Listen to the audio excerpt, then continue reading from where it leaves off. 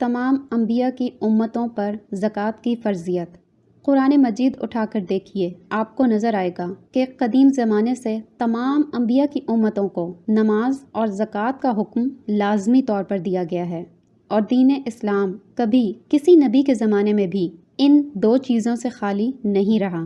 سیدنا ابراہیم علیہ السلام اور ان کی نسل کے انبیاء کا ذکر فرمانے کے بعد ارشاد ہوتا ہے، ترجمہ: ہم نے ان کو انسانوں کا پیشوا بنایا، وہ ہمارے حکم کے مطابق لوگوں کی رہنمائی کرتے تھے۔ ہم نے وحی کے ذریعے سے ان کو نیک کام کرنے اور نماز پڑھنے اور زکوٰۃ دینے کی تعلیم دی، اور وہ ہمارے عبادت گزار تھے۔ سیدنا اسماعیل علیہ السلام کے متعلق ارشاد ہے، ترجمہ: وہ اپنے لوگوں کو نماز اور زکوٰۃ کا حکم دیتے تھے، اور وہ اللہ کے نزدیک برگزیدہ تھے۔ حضرت موسیٰ علیہ السلام نے اپنے قوم کے لیے دعا کی کہ خدایا ہمیں اس دنیا کی بھلائی بھی عطا کر اور آخرت کی بھلائی بھی۔ آپ کو معلوم ہے اس کے جواب میں اللہ تعالیٰ نے کیا فرمایا؟ ترجمہ: میں اپنے عذاب میں جسے چاہوں گا گھیروں گا، اگرچہ میری رحمت ہر چیز پر چھائی ہوئی ہے، مگر اس رحمت کو میں انہی لوگوں کے حق میں لکھوں گا جو مجھ سے ڈریں گے اور زکوٰۃ دیں گے اور ہماری آیات پر ایمان لائیں گے۔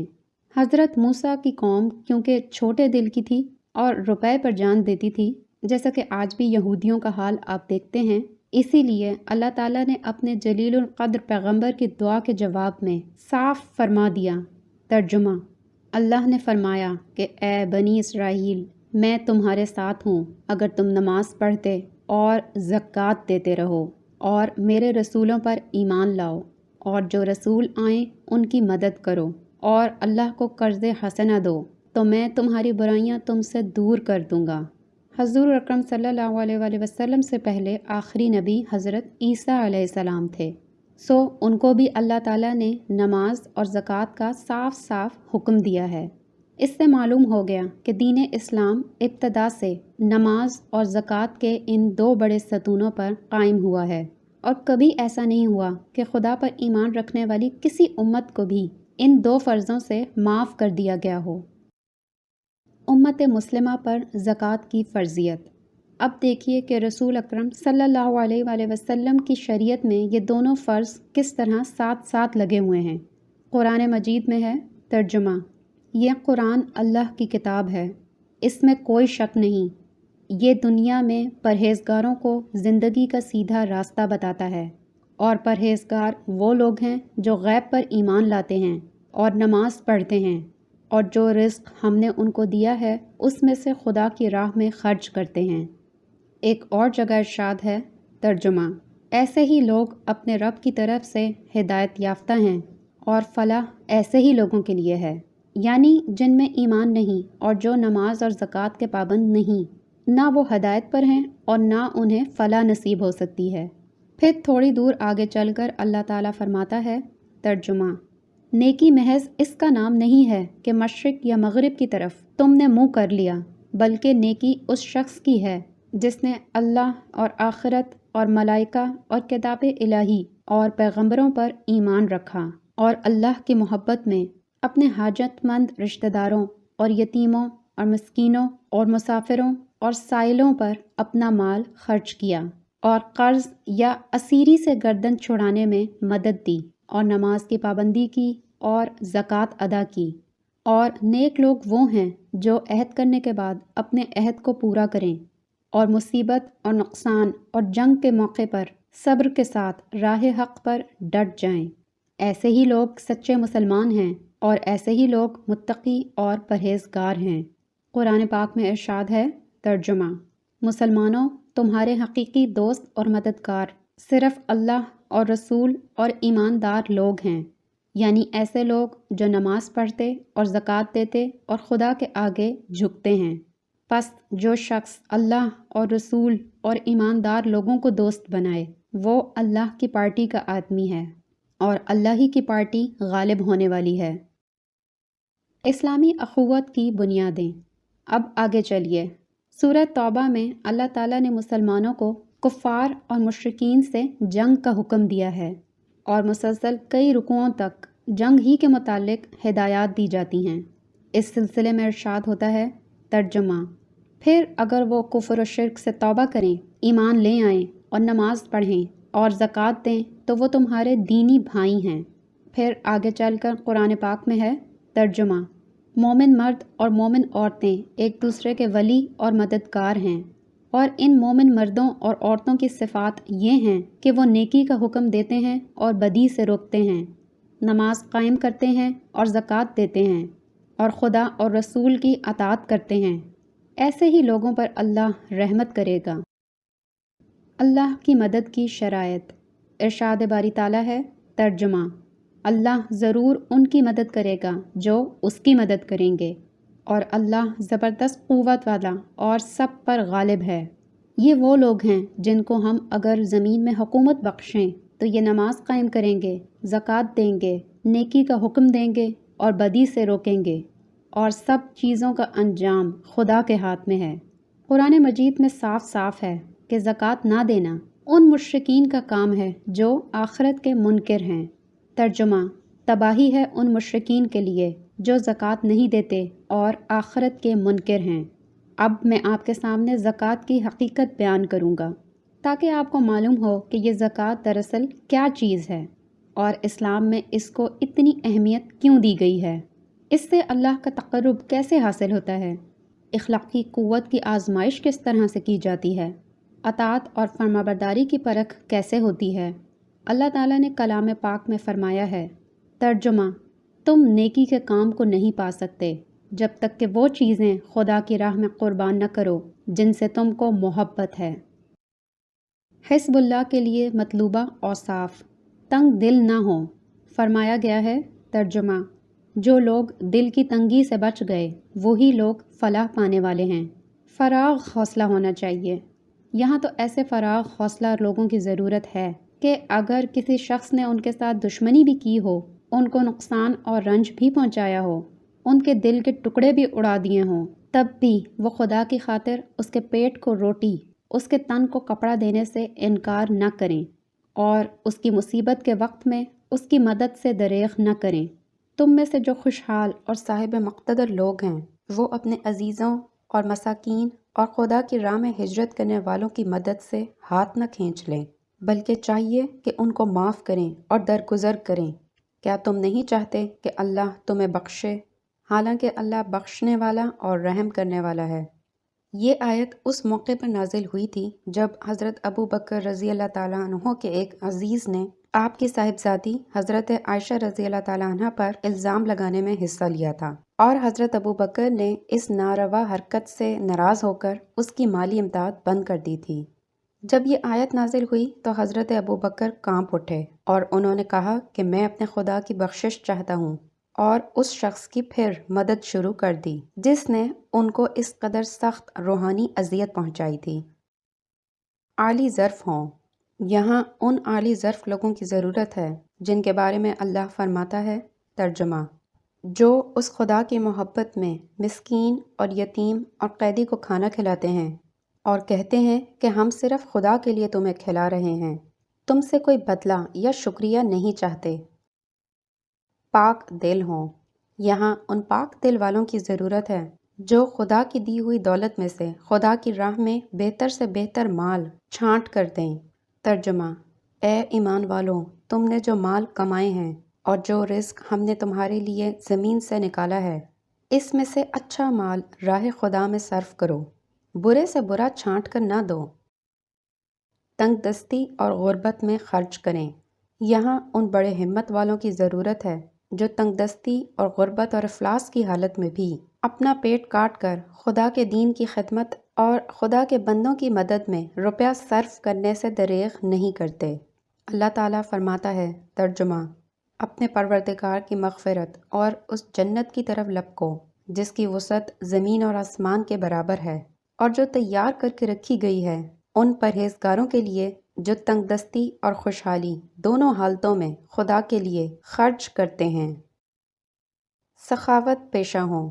یہاں ان ایمانداروں کی ضرورت ہے جو سچے دل سے اس بات پر ایمان رکھتے ہیں کہ جو کچھ خدا کی راہ میں خرچ کیا جائے گا وہ ضائع نہ ہوگا، بلکہ دنیا اور آخرت میں خدا اس کا بہترین بدل فرمائے گا۔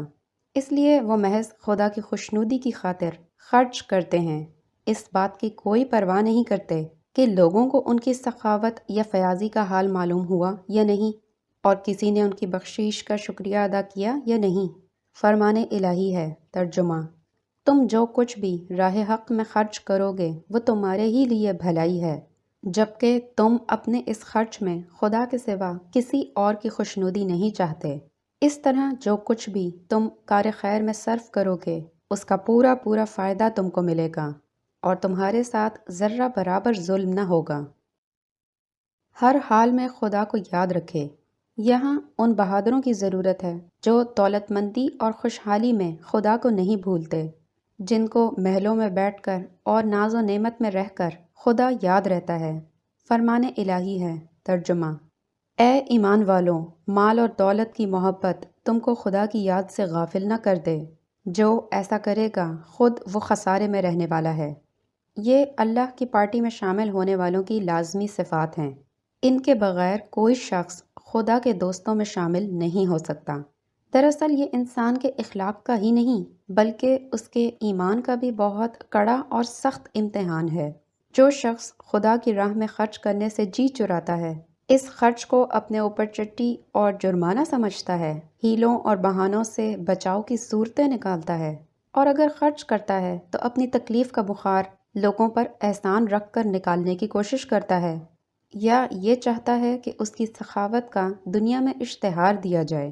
وہ دراصل خدا اور آخرت پر ایمان ہی نہیں رکھتا۔ وہ سمجھتا ہے کہ خدا کی راہ میں جو کچھ گیا وہ ضائع ہو گیا۔ اس کو اپنا عیش، اپنا آرام، اپنی لذتیں، اپنی ناموری اور اپنے فائدے خدا سے اور اس کی خوشنودی سے زیادہ عزیز ہوتے ہیں۔ وہ سمجھتا ہے کہ جو کچھ ہے یہی دنیا کی زندگی ہے۔ اگر روپیہ پیسہ خرچ کیا جائے تو اسی دنیا میں ناموری اور شہرت ہونی چاہیے تاکہ اس روپے کی قیمت انہیں وصول ہو جائے، ورنہ اگر روپیہ بھی گیا اور کسی کو یہ بھی معلوم نہ ہوا کہ فلاں صاحب نے فلاں کار خیر میں اتنا مال صرف کیا ہے تو گویا سب مٹی میں مل گیا۔ قرآن مجید میں صاف فرما دیا گیا ہے کہ اس قسم کا آدمی خدا کے کام کا نہیں۔ وہ اگر ایمان کا دعویٰ کرتا ہے تو منافق ہے۔ احسان نہ جتلائیں۔ فرمان خدا ہے۔ ترجمہ: اے ایمان لانے والوں، اپنی خیرات کو احسان رکھ کر اور اذیت پہنچا کر ضائع نہ کرو، اس شخص کی طرح جو محض لوگوں کو دکھانے اور نام چاہنے کے لیے خرچ کرتا ہے اور اللہ اور آخرت پر ایمان نہیں رکھتا۔ مال جمع نہ کریں۔ اللہ فرماتا ہے۔ ترجمہ: جو لوگ سونا اور چاندی جمع کر کر کے رکھتے ہیں اور اسے خدا کی راہ میں خرچ نہیں کرتے، انہیں سخت سزا کی بشارت دے دو۔ اللہ کی راہ میں رخصت طلب نہ کریں۔ اللہ کا فرمان ہے۔ ترجمہ: اے نبی، جو لوگ اللہ اور یوم آخرت پر ایمان رکھتے ہیں وہ تو کبھی نہ چاہیں گے کہ ان کو اپنی جان و مال کے ساتھ جہاد میں حصہ لینے سے معاف رکھا جائے۔ اللہ اپنے متقی بندوں کو خوب جانتا ہے۔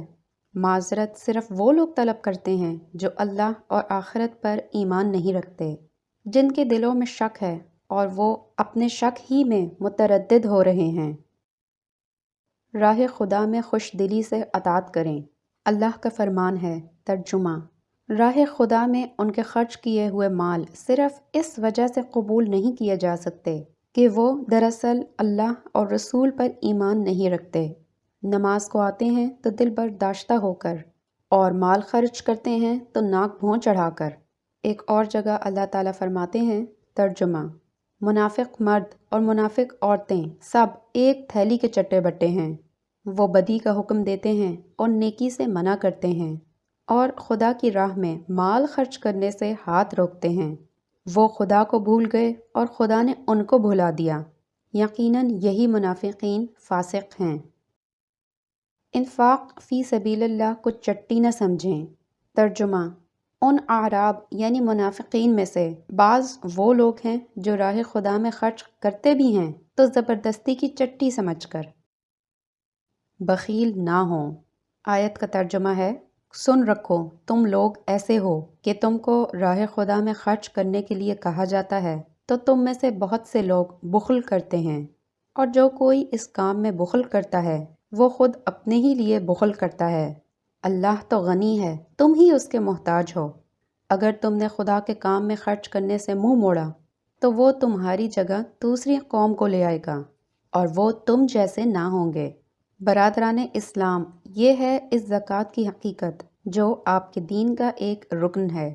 اس کو دنیا کی حکومتوں کے ٹیکسوں کی طرح محض ایک ٹیکس نہ سمجھیے، بلکہ دراصل یہ اسلام کی روح اور اس کی جان ہے۔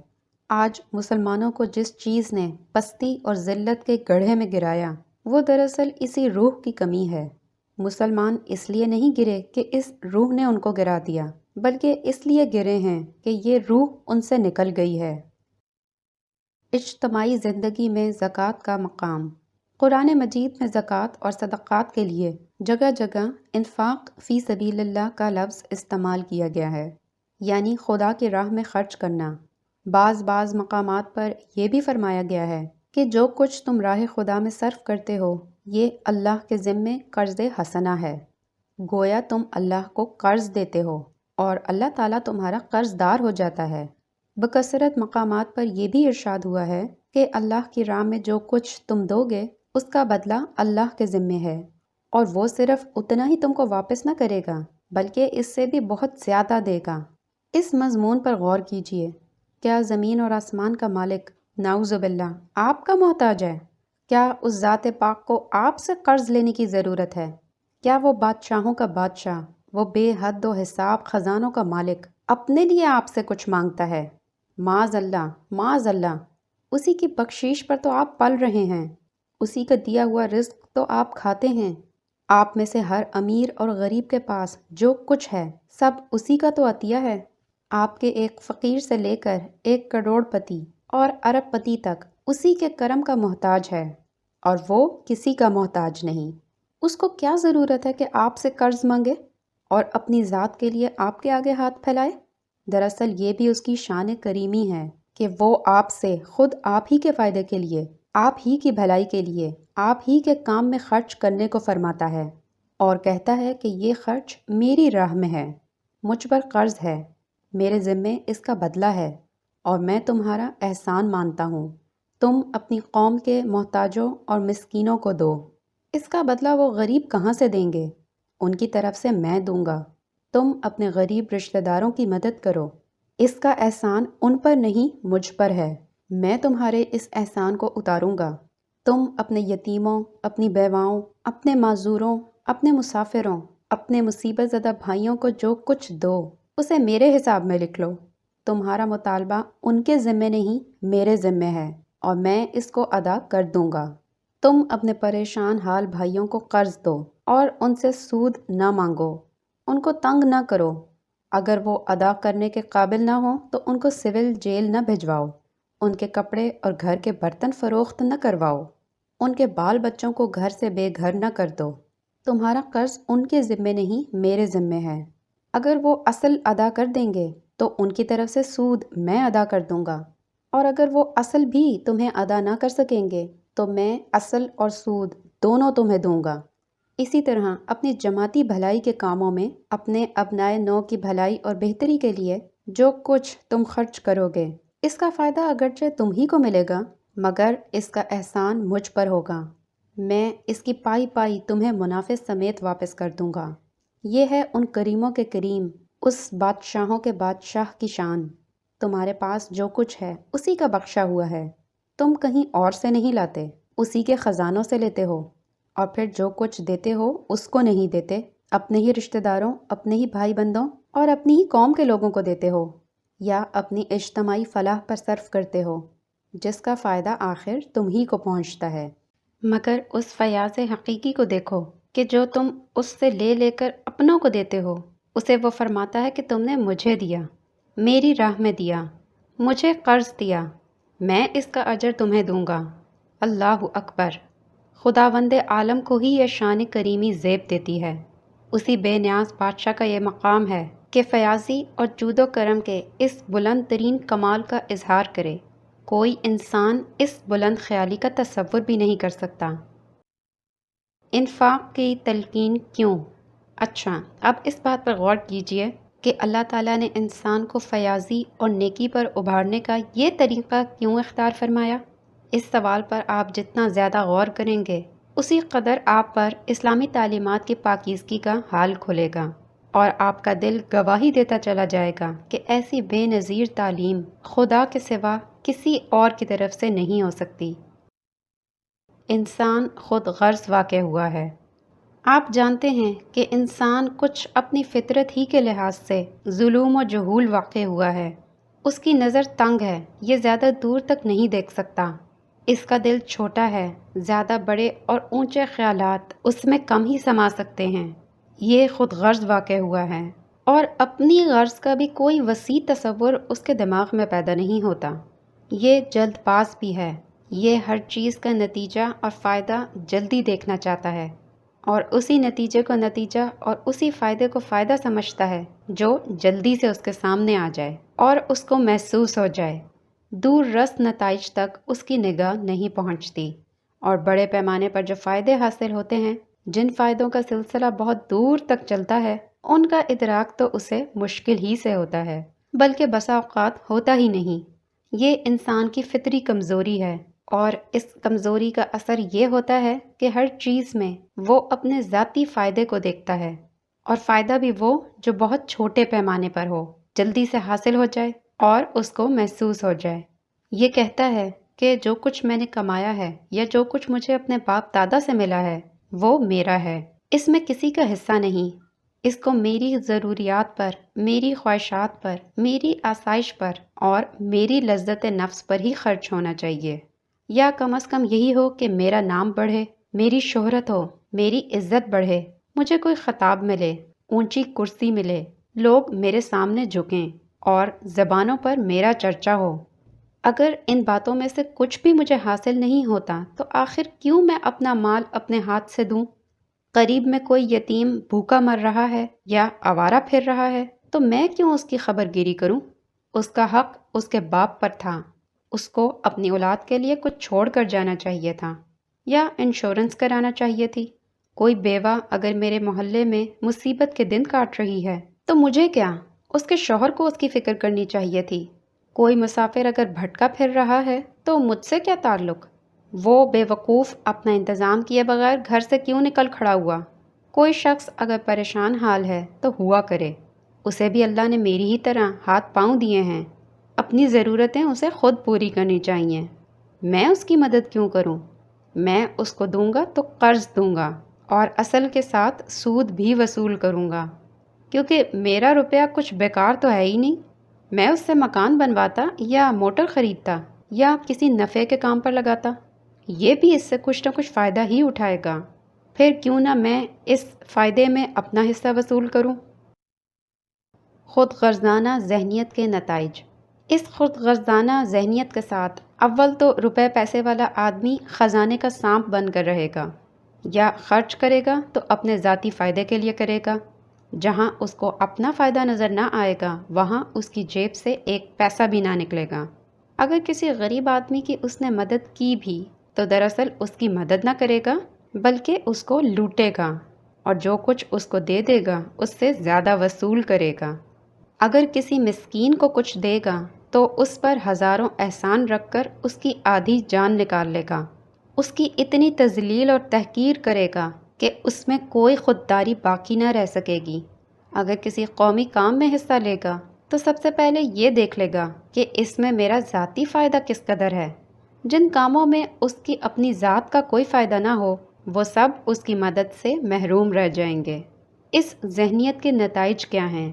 اس کے نتائج صرف اجتماعی زندگی کے لیے ہی مہلک نہیں ہیں، بلکہ آخرکار خود اس شخص کے لیے بھی نقصان دہ ہیں جو تنگ نظری اور جہالت کی وجہ سے اس کو اپنے لیے فائدہ مند سمجھتا ہے۔ جب لوگوں میں یہ ذہنیت کام کر رہی ہو تو تھوڑے اشخاص کے پاس دولت سمٹ سمٹ کر اکٹھی ہوتی چلی جاتی ہے، اور بے شمار اشخاص بے وسیلہ ہوتے چلے جاتے ہیں۔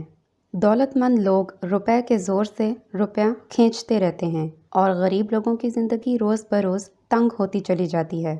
افلاس جس سوسائٹی میں عام ہو وہ طرح طرح کی خرابیوں میں مبتلا ہوتی ہے۔ اس کی جسمانی صحت خراب ہوتی ہے، اس میں بیماریاں پھیلتی ہیں، اس میں کام کرنے اور دولت پیدا کرنے کی قوت کم ہوتی چلی جاتی ہے، اس میں جہالت بڑھتی چلی جاتی ہے، اس کے اخلاق گرنے لگتے ہیں، وہ اپنی ضروریات پوری کرنے کے لیے جرائم کا ارتکاب کرنے لگتی ہے، اور آخر کار یہاں تک نوبت پہنچتی ہے کہ وہ لوٹ مار پر اتر آتی ہے۔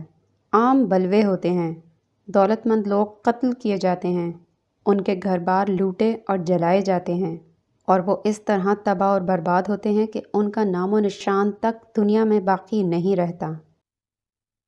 اجتماع کی فلاح میں فرد کی فلاح ہے۔ اگر آپ غور کریں تو آپ کو معلوم ہو سکتا ہے کہ در حقیقت ہر شخص کی بھلائی اس جماعت کی بھلائی کے ساتھ وابستہ ہے جس کے دائرے میں وہ رہتا ہے۔ آپ کے پاس جو دولت ہے، اگر آپ اس میں سے اپنے دوسرے بھائیوں کی مدد کریں تو یہ دولت چکر لگاتی ہوئی بہت سے فائدوں کے ساتھ پھر آپ کے پاس پلٹ آئے گی، اور اگر آپ تنگ نظری کے ساتھ اس کو اپنے پاس جمع رکھیں یا صرف اپنے ہی ذاتی فائدے پر خرچ کریں تو یہ بالآخر گھٹتی چلی جائے گی۔ مثال کے طور پر، اگر آپ نے ایک یتیم بچے کی پرورش کی اور اسے تعلیم دے کر اس قابل بنا دیا کہ وہ آپ کی جماعت کا ایک کمانے والا فرد بن جائے تو گویا آپ نے جماعت کی دولت میں اضافہ کیا ہے، اور ظاہر ہے کہ جب جماعت کی دولت بڑھے گی تو آپ جو اس جماعت کے ایک فرد ہیں، آپ کو بھی اس دولت سے بہرحال حصہ ملے گا، خواہ آپ کو کسی حساب سے یہ معلوم نہ ہو سکے۔ یہ حصہ آپ کو اس خاص یتیم کی قابلیت سے پہنچا ہے جس کی آپ نے مدد کی تھی۔ لیکن اگر آپ نے خود غرضی اور تنگ نظری سے کام لے کر یہ کہا کہ میں اس کی مدد کیوں کروں، اس کے باپ کو اس کے لیے کچھ نہ کچھ چھوڑنا چاہیے تھا، تو وہ آوارہ پھرے گا، ایک بیکار آدمی بن جائے گا، اس میں یہ قابلیت ہی پیدا نہ ہو سکے گی کہ اپنی محنت سے جماعت کی دولت میں کوئی اضافہ کر سکے، بلکہ عجب نہیں کہ وہ جرائم پیشہ بن کر اور ایک روز خود آپ کے گھر میں نقب لگائے۔ اس کے معنی یہ ہوئے کہ آپ نے اپنی جماعت کے ایک شخص کو بیکار، آوارہ اور جرائم پیشہ بنا کر اس کا ہی نہیں خود اپنا بھی نقصان کیا۔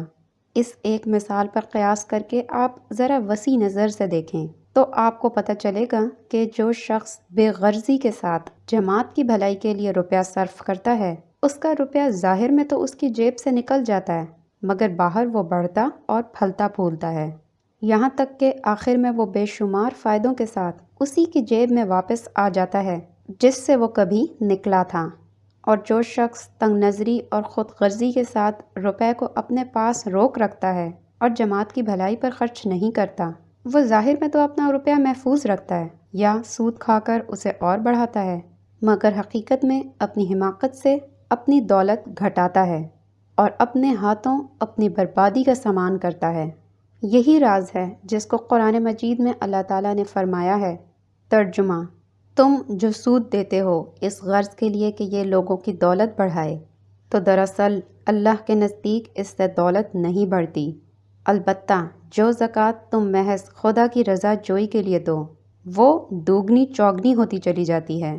لیکن اس راز کو سمجھنے اور اس پر عمل کرنے میں انسان کی جہالت اور اس کی تنگ نظری مانے ہے۔ یہ محسوسات کا بندہ ہے۔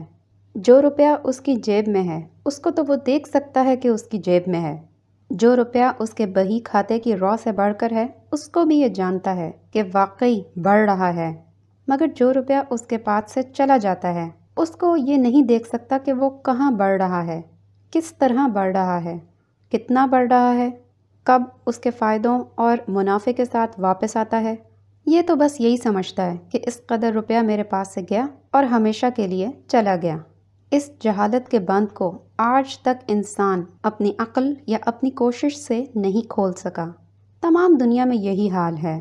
ایک طرف سرمایہ داروں کی دنیا ہے جہاں سارے کام سود خواری پر چل رہے ہیں اور دولت کی کثرت کے باوجود روز بروز مصیبتوں اور پریشانیوں میں اضافہ ہوتا چلا جا رہا ہے۔ دوسری طرف ایک ایسا گروہ پیدا ہو چکا ہے اور بڑھتا چلا جا رہا ہے جس کے دل میں حسد کی آگ جل رہی ہے اور جو سرمایہ داروں کے خزانوں پر ڈاکہ مارنے کے ساتھ انسانی تہذیب و تمدن کی ساری بساط بھی الٹ دینا چاہتا ہے۔ مشکلات کا حل۔ اس پیچیدگی کو اس حکیم اور دانا ہستی نے حل کیا ہے جس کی کتاب پاک کا نام قرآن ہے۔ اس کفر کی کنجی ایمان باللہ اور ایمان بالیوم الآخر ہے۔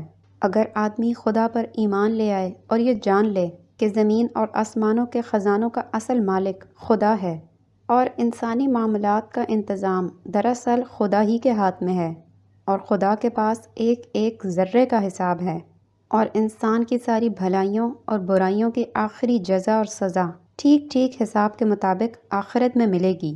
تو اس کے لیے یہ بالکل آسان ہو جائے گا کہ اپنی نظر پر بھروسہ کرنے کی بجائے خدا پر بھروسہ کرے، اور اپنی دولت کو خدا کی ہدایات کے مطابق خرچ کرے، اس کے نفع و نقصان کو خدا پر چھوڑ دے۔ اس ایمان کے ساتھ وہ جو کچھ خرچ کرے گا وہ دراصل خدا کو دے گا، اس کا حساب کتاب بھی دراصل خدا کے بہی کھاتے میں لکھا جائے گا، خواہ دنیا میں کسی کو اس کے احسان کا علم ہو یا نہ ہو، مگر خدا کے علم میں وہ ضرور آئے گا، اور خواہ کوئی اس کا احسان مانے یا نہ مانے، خدا اس کے احسان کو ضرور مانے گا، اور خدا کا جب یہ وعدہ ہو چکا ہے کہ وہ اس کا بدلہ دے گا تو یقین ہے کہ وہ اس کا بدلہ ضرور دے گا، خواہ آخرت میں دے یا دنیا اور آخرت دونوں میں دے۔